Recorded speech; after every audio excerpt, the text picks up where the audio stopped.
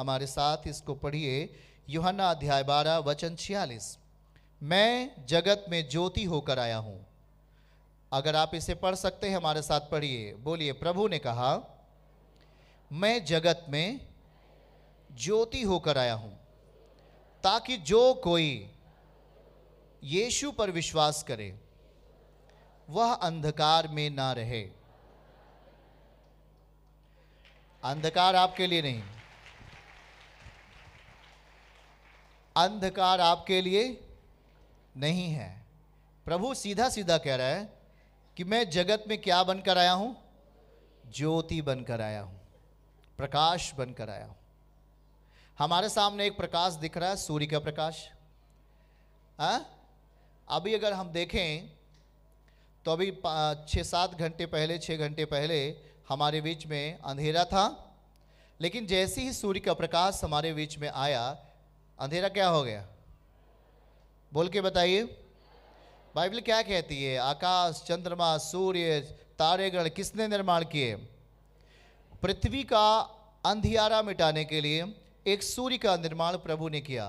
याद रखो कि एक ऐसा अंधकार होता है हमारे बीच में जो कि इससे नहीं, सूर्य से कोई लेना देना नहीं है। हमारे स्वभाव में एक अंधियारा होता है, हमारे विचारों में एक अंधियारा होता है, और वो हमें फल से विहीन करता है, फल से दूर ले जाता है। याद रखो कि एक अंधियारा ये है जो हमारे स्वभाव में होता है, जो हमारे अंदर बसता है।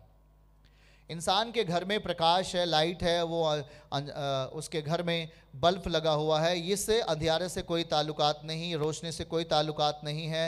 वो तो एक संसार का है। हाँ, जहाँ पर हम लाइट को ऑन करते हैं, अंधियारा वहाँ पर क्या हो जाता है? चला जाता है। तुरंत ही झट से क्या हो जाता है? अंधियारा खत्म हो जाता है। ये मनुष्य की बनाई हुई, अगर हम बल्ब का निर्माण आप देखते हो तो मनुष्य ने जो बल्ब का निर्माण किया, अगर वो घर में लाइट ऑन करेगा तो अंधेरा क्या हो जाएगा? चला जाएगा। इसी तरह कुछ मनुष्य के अंदर स्वभाव में जो अंधकार होता है, पर वो मनुष्य के शक्ति से नहीं जाता, वो मनुष्य की सामर्थ्य से वो अंधकार खत्म नहीं होता है। कोई इंसान कह रहा था कि मैं नशा छोड़ना चाहता था, कोई कह रहा था कि मैं पाप करना नहीं चाहता था, फिर भी मुझसे पाप हो जाते थे। उसके अंदर जो अंधकार है वो उसके नेचर में है, वो उसके स्वभाव में है। वो खत्म होने के लिए हमें यीशु मसीह को अपनाना होगा, प्रभु को अपनी ज़िंदगी में आने के लिए मौका देना होगा। इसलिए प्रभु यहाँ कह रहा है यूहन्ना 12:46 में कि मैं ज्योति बनकर इस जगत में आया हूँ। क्या बनकर आया हूँ? जगत में ज्योति बनकर आया हूँ। जो कोई मुझ पर विश्वास करेगा वो अंधकार में ना रहेगा। उदाहरण के लिए, जब गेहूं का दाना जमीन के नीचे जाता है, लिखा है कि वो जाने के पहले क्या था? अकेला था। लेकिन जब वो जमीन के नीचे गया तो क्या वो जमीन के नीचे ही रह गया? क्या? देखो, ध्यान से सुनो, वो जमीन के ऊपर आता है। जमीन के नीचे जाते हैं तो इसका मतलब कुछ ऐसी परेशानियां हैं, कुछ ऐसी समस्याएं होती है, पर वहीं पर फल देने का भी टाइम होता है हमारे लिए। लेकिन कुछ दिनों के बाद, 2 या 3 दिनों के बाद, 4 दिनों के बाद, वही गेहूं का दाना जो जमीन के नीचे गया था, अब वो एक प्रकाशमान स्थिति में आ जाता है। आमीन। याद रखो कि हमें कुछ समय के लिए, हम 2 तरीके से उसको समझ पाएंगे। गेहूं का दाना जब जमीन के नीचे जाता है, उसे जमीन के नीचे का भी जगह चाहिए और जमीन के ऊपर का भी जगह चाहिए। कितने लोग बातों को समझ रहे हैं? यदि गेहूं का दाना जमीन के नीचे रहे, अगर वो ऊपर आए और उसे सूर्य का प्रकाश नहीं मिले, उसे धूप नहीं मिले, तब भी वो पौधा क्या हो जाएगा? खत्म हो जाएगा। समझ रहे हैं कि नहीं? हमारी बातों को ध्यान से सुने। हमारा आपका निर्माण जो प्रभु ने मिट्टी से किया और अपनी श्वास दिया और हमें एक जीवित प्राणी बना दिया, पर मनुष्य पाप करने के कारण इस धरती के ऊपर मर गया। स्वभाव में क्या हो गया? वो मर गया, अपने नेचर में, अपने स्वभाव में मर गया। अब वो फल देने के काबिल नहीं है। अब हमें उस ऊपर वाले की जरूरत है, हमें उस सर्वशक्तिमान परमेश्वर की जरूरत है। और जब उसका प्रकाश हमारी नेचर के ऊपर आता है तो हम हरे भरे हो जाते हैं। बातों को समझ रहे हैं कि नहीं? गेहूं का दाना अगर जमीन से बाहर आ गया तो उसे क्या चाहिए? कौन सा प्रकाश चाहिए? सूर्य का प्रकाश की जरूरत है कि नहीं? इसलिए वो अन्य क्या होगा? हरा भरा रहेगा।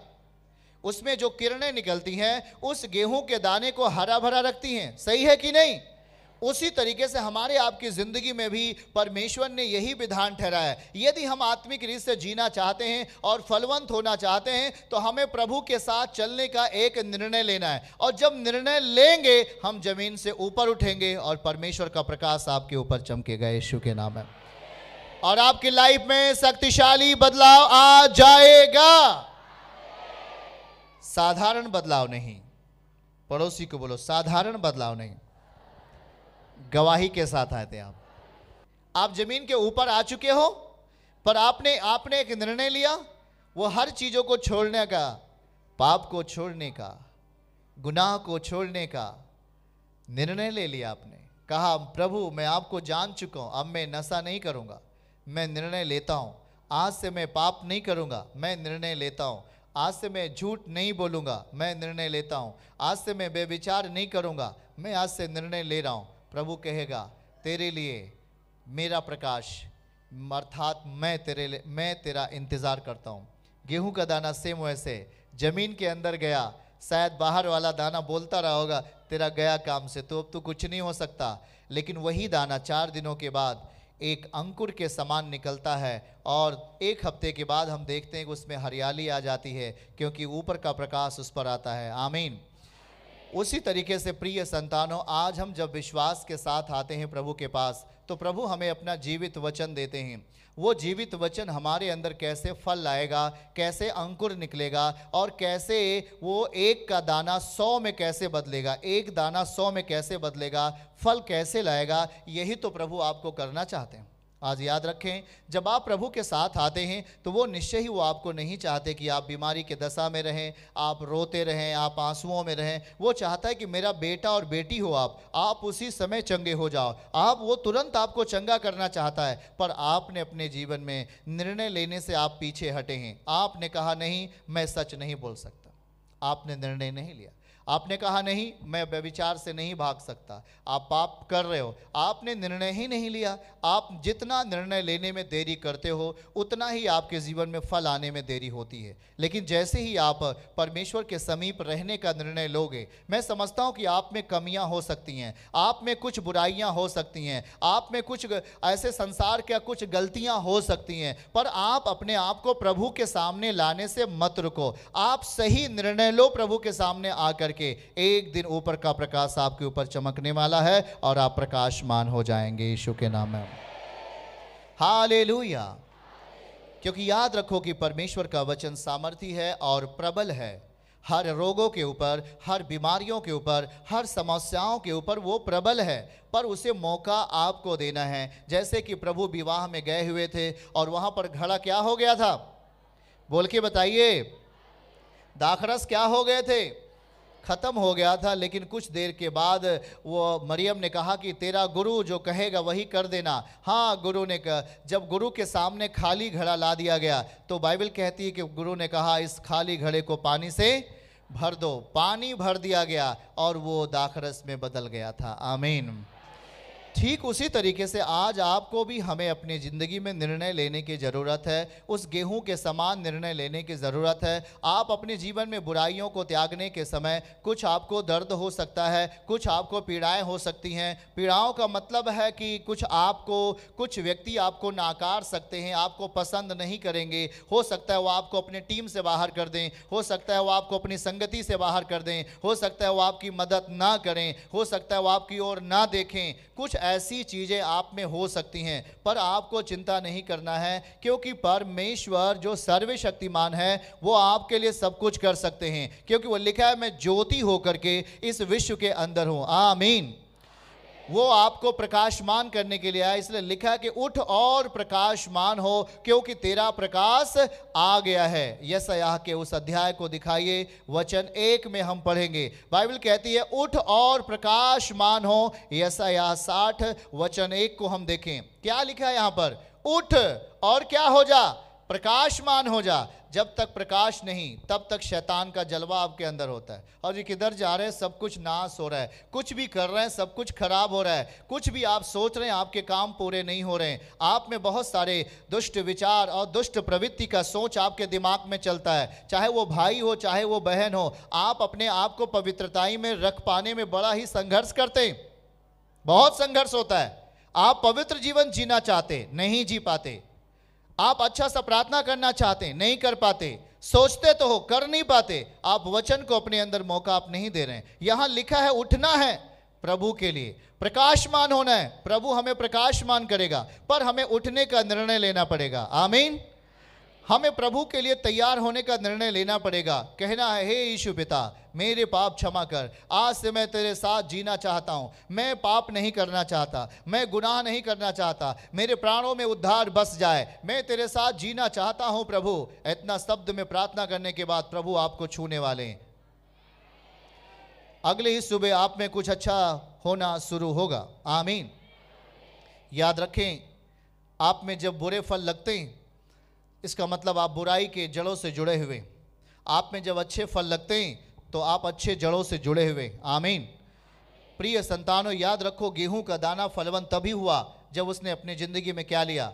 जमीन के अंदर अधिक मिट्टी में जाने का निर्णय लिया, एक सही मिट्टी में जाने का निर्णय लिया, एक अच्छी मिट्टी में जाने का निर्णय लिया, जहां पर घास फूस नहीं था, जहां पर ईंट और पत्थर नहीं थे, जहां पर झाड़ियां नहीं था, वहां पर वो नहीं, परंतु एक अच्छी मिट्टी में जाने का गेहूं का दाना निर्णय लेता है। लोगों ने कहा कि अब ये तो मर गया, इसका काम खत्म हो गया, इसके जीवन में कुछ आशीष नहीं आएगी, इसका बेटी का शादी नहीं होगा, इसका ये नहीं होगा, उसका ये नहीं होगा, करके संसार आपको डरा देता है और आप डर करके आप फिर से संसार के प्रभाव में आ जाते हैं। याद रखना है, संसार आपको गलत काम करने के लिए कहता है, आपको नशे करने के लिए कहता है, आप तमाम बुराइयों में जीने के लिए आपको प्रेशर देगा, लेकिन प्रभु कहता है नहीं, यदि तू मेरे पास आना चाहता है, इन सारी चीजों को अपने शरीर से, अपनी आत्मा से, अपने सोच और विचारों से निकाल और मेरे सामने पश्चाताप करके बैठ जा। मैं तुझे अंकुर के समान निकालूंगा और एक पौधा बनाऊंगा और एक पेड़ बनाकर तेरे सामने मैं तुझे फलवंत करूंगा, यीशु के नाम में।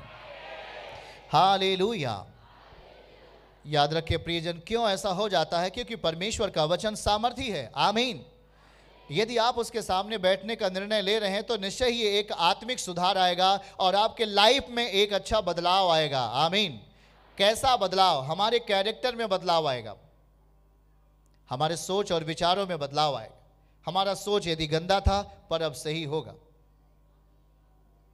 हम अपनी जिंदगी में शैतान के बल को देखते थे, पर जैसे ही हम प्रभु के साथ सही जिंदगी जीने का निर्णय लेते हैं, तुरंत ही हमारी जिंदगी में प्रभु अपना अनुग्रह का काम करना शुरू कर देते हैं। बहुत सारे लोगों के अंदर दुष्ट आत्माएं आती हैं, दुष्ट आत्माएं डराती हैं, अगर तू ऐसा करेगा मैं तुझे मार डालूंगा। आपने सुना है कि नहीं? सुना है कि नहीं? कितने लोगों ने सुना है? तू ऐसा करेगा मैं तुझे खत्म कर दूंगा, तेरे इसको ऐसा कर दूंगा। दुष्ट आत्माएं धमकी देती है कि नहीं? प्रभु ने कहा उनकी धमकियों से मत डर। आपको दुष्ट आत्माओं से नहीं डरना, प्रभु से डरो। दुष्ट आत्माएं अपने आप खत्म हो जाएंगे। वो अंधियारे हैं। क्या है वो? अगर प्रकाश आपके अंदर आएगा, अंधियारा क्या हो जाएगा? एकदम से खत्म हो जाएगा। भाई, अंधियारे में कोई बल है क्या? प्रकाश आता है, अंधियारा ढूंढने पे पाते हो क्या? लेकिन अंधियारा कब आ जाता है? जब आप अंधियारे जैसा काम करते हो, आप परमेश्वर के वचन के उलट जीने का अभ्यास करते हो। उसके उल्टा प्रभु कहता है दाहिने जाओ, आप कहते हैं मैं बाएं जाऊंगा।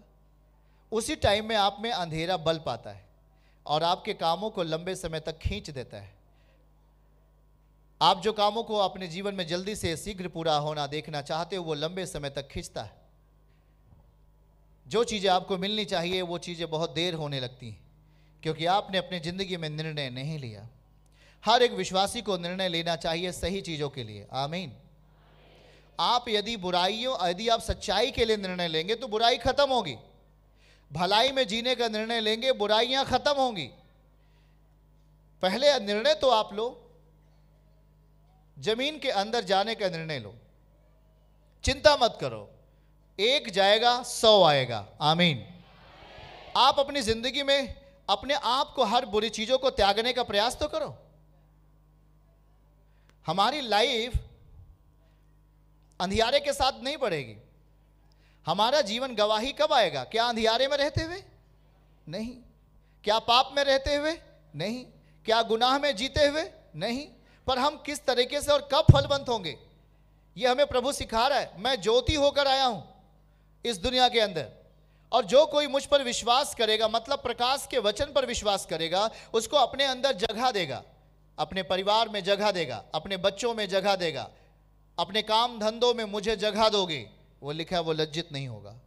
चर्च की सभी प्रार्थनाओं को और परमेश्वर के दास के द्वारा टीचिंग सुनने के लिए और अपडेट्स को जानने के लिए हमारे इस चैनल को सब्सक्राइब करें और साथ में बेल आइकन को दबाएं, ताकि जब भी लाइव प्रार्थना हो तो सबसे पहले आप देख सकें।